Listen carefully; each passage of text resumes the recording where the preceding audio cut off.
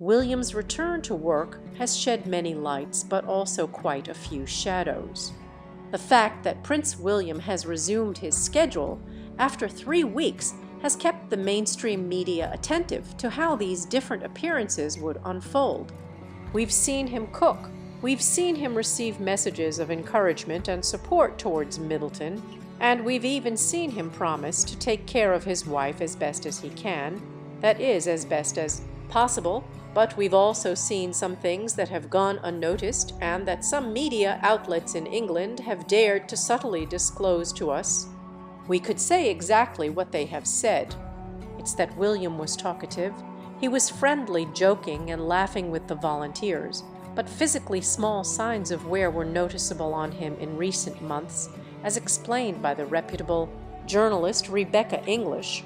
Additionally, she says that despite everything, despite the fatigue, he didn't hesitate to help with the association's tasks.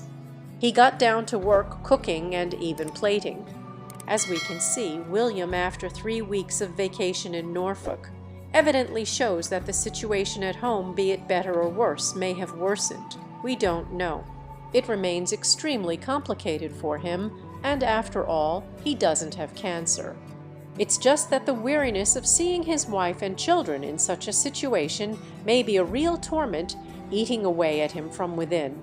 But they also say that we shouldn't expect William to return to his duties in the short term. They say it won't be like that, that even Charles himself has given him permission and approval to reduce his public appearances. We had already commented on this, and that he will continue to focus on his family's well-being. So in that sense, William is tired, but we shouldn't expect much from him. Returning to work, and amidst all this, there's talk of Kate Middleton packing her bags. There's talk that the situation between Kate Middleton and William could be complicated, but logically, these pieces of information never come from England. In England, they tell us they are a united front, that there are no problems, that it's a seamless marriage, and that everything is going wonderfully.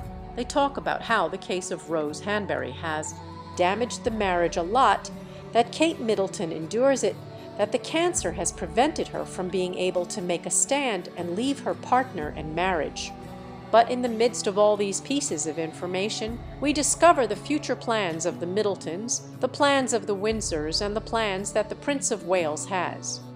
There's talk of them moving. There's talk of them temporarily leaving Adelaide College for a significant reason. It's because what is considered one of the most inhospitable and coldest houses on the face of the earth, as said by a former member of the British royal family, seems to be confirmed.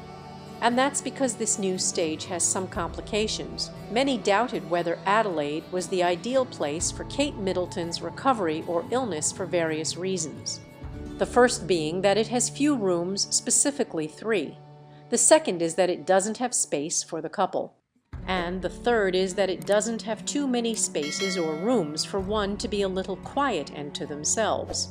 And precisely in this sense, they've already begun to work after several weeks in Norfolk, where the house is much larger, much more spacious, and has many more amenities. It seems that they have given the green light. They have, in a way, given the okay to make some modifications.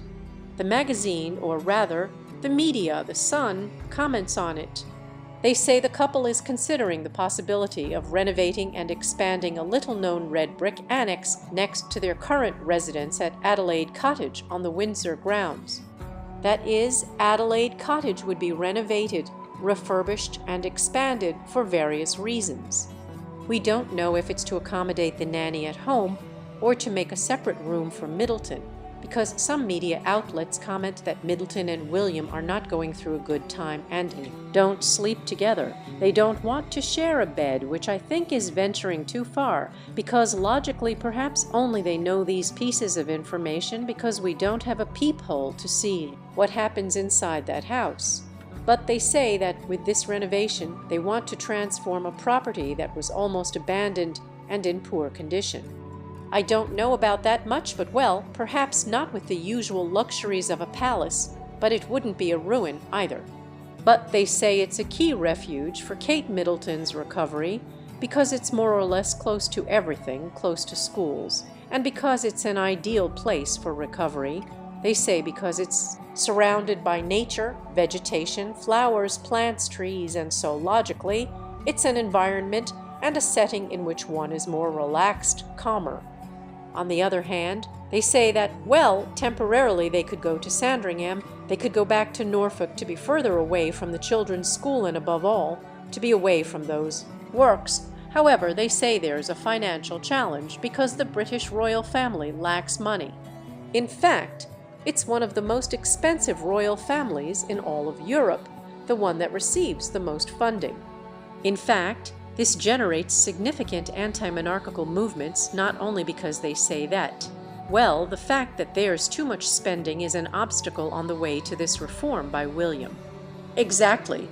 They say that the decision is a bit up in the air due to the financial challenges, since Prince William is aware that public scrutiny of the royal family's expenses is increasingly intensified, so they must take a more cautious approach regarding the funding of this project, according to a source cited by The Sun.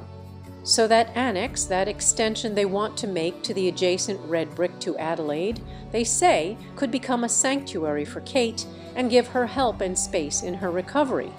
That is to say, they are confirming that indeed this extension they want to make is because of Kate Middleton's illness.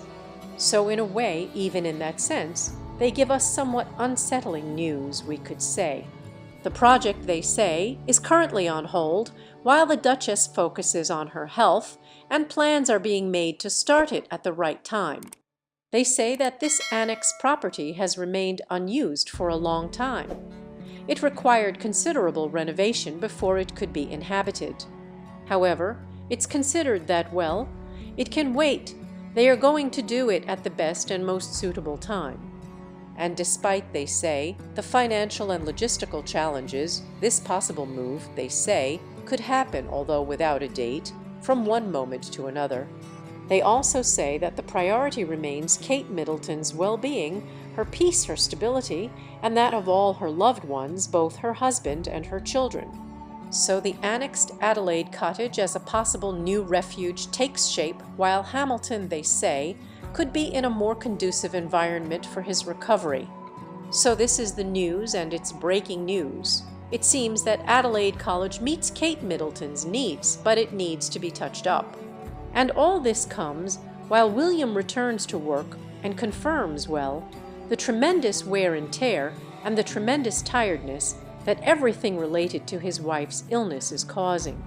Because we always talk about his wife's illness, but we understand that his father's illness is also affecting him. Although more and more people point out that William and his father don't have a very close relationship, and that not even the cancer has made them, well, come closer, which is once again quite sad, because we also don't see him very united with his brother or his brother Harry, and unfortunately, it seems that with his father, well, harmony, peace, and well-being are not reigning either. And as we always say, very little is known about Charles III of England. They say it's going badly, but we don't know absolutely anything. They are rumors, they are gossip.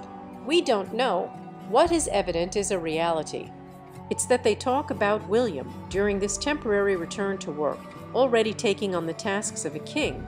That is to say, he is preparing to be king, which, well, plain as day, is telling us that indeed the health of Charles would be quite weakened, and that, in quotes, he's doing the practices as King William before events inevitably unfold and before, unfortunately, Charles is unable to fit in and face his duties as British monarch. So, well, I'm listening to you in the comments. What do you think about this hypothetical move by Kate Middleton? What do you think about William's tired return to work? Quite unsettling for me. After 3 weeks without tasks, without institutional functions, away from nature in Sandringham, returning to work and being tired. As one of the most authoritative voices in England narrates, I think it suggests to us that, indeed, the health of the Prince of Wales, whether due to stress or illness, or probably both, is far from its best moment, but, well, that's totally normal and understandable.